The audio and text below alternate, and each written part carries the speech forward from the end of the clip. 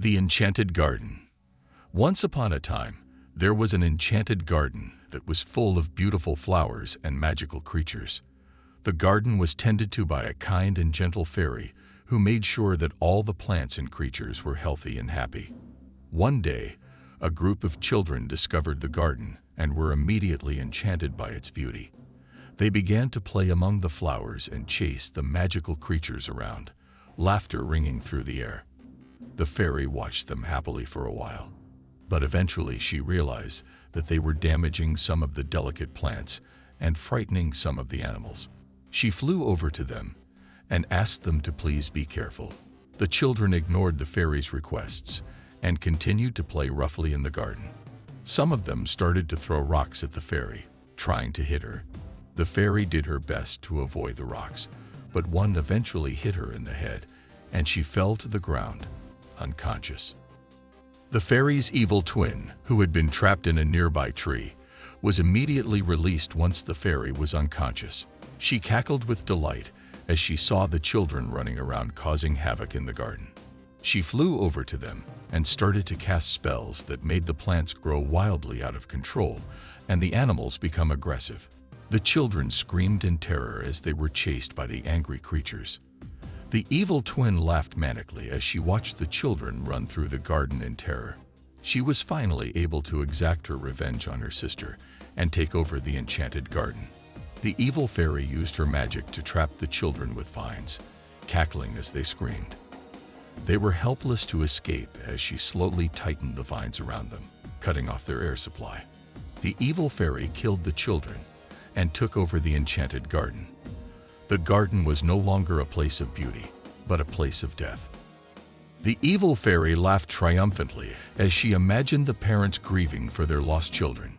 She would make all suffer who dare to trespass in her garden. A group of beautiful butterflies cautiously entered the garden, attracted by the colorful flowers. However, before they could enjoy the beauty of the garden, they were surrounded by the evil fairy's pack of vicious wolves. The wolves wasted no time in attacking the butterflies, tearing them to pieces. The evil fairy laughed as she watched the wolves devour the poor butterflies. She knew that there would be many more innocent creatures that would fall victim to her garden of death. Later, a curious rabbit hopped into the garden, attracted by the beautiful flowers. It wasn't long before the rabbit found itself surrounded by the pack of angry wolves. The wolves wasted no time in attacking the rabbit, tearing it to pieces. The evil fairy laughed as she watched the wolves devour the poor rabbit. She knew that there would be many more innocent creatures that would fall victim to her garden of death. As the sun began to set, a beautiful white deer cautiously stepped into the garden. It sniffed the air, obviously sensing that something was not right. However, before it could turn and flee, it was tackled by the pack of vicious wolves. The deer let out a pitiful cry as the wolves began to rip it apart. The evil fairy laughed gleefully as she watched the animals devour the deer. She knew that there would be more unsuspecting victims that would foolishly enter her garden, and she would be there to watch them all suffer. A hunter cautiously stepped into the garden, his bow at the ready. He scanned the area, looking for any sign of wildlife. Suddenly, a movement in the bushes caught his eye. He aimed his bow and fired, and a wolf came tumbling out of the bushes, dead. The hunter continued to move carefully through the garden, taking out the wolves one by one. The evil fairy watched him angrily from her hiding spot, preparing to cast a terrible spell on him.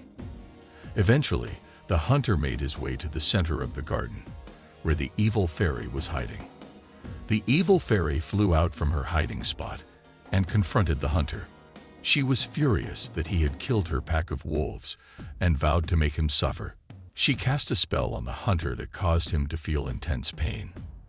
The hunter dropped to the ground, clutching his head in agony. The evil fairy laughed as she watched him writhe in pain. She knew that he would be in agony for days, maybe even weeks. Eventually, the hunter would wish for death, but she would not grant it. The hunter managed to get to his feet and stumbled out of the garden, clutching his head in pain. He could hear the evil fairy laughing triumphantly from behind him. He knew that she would be coming after him soon, and he had to get away. He ran as fast as he could, but eventually the pain became too much and he collapsed to the ground. He lay there, barely conscious, as the evil fairy appeared before him. She looked down at him sadistically, enjoying the pain that she had caused him. The hunter knew that he was going to die soon, and he welcomed death. He closed his eyes and surrendered to the darkness, but she would not let him die. The parents of the dead children cautiously stepped into the garden, their hearts heavy with grief. They walked slowly through the garden, looking for any sign of their lost children. Suddenly, one of the parents stepped on something small and delicate. They looked down and saw that it was the evil fairy. The evil fairy looked up at the parent with hate in her eyes. She tried to cast a spell, but before she could, the parent stomped on her, crushing her. The parent looked down at the dead body of the evil fairy with satisfaction. The parents helped the hunter to his feet, and he stumbled out of the garden. The other parent called out to their child's spirit, begging them to come back. But there was no answer. They knew that their child was gone forever. The parents turned and walked out of the garden, their hearts heavy with grief. They would never forget the terrible things that had happened here. As time passed, the garden slowly began to grow back to its former beauty. The flowers bloomed, and the animals returned. Soon a new fairy arrived to tend to the garden and make sure that all the creatures were happy and healthy.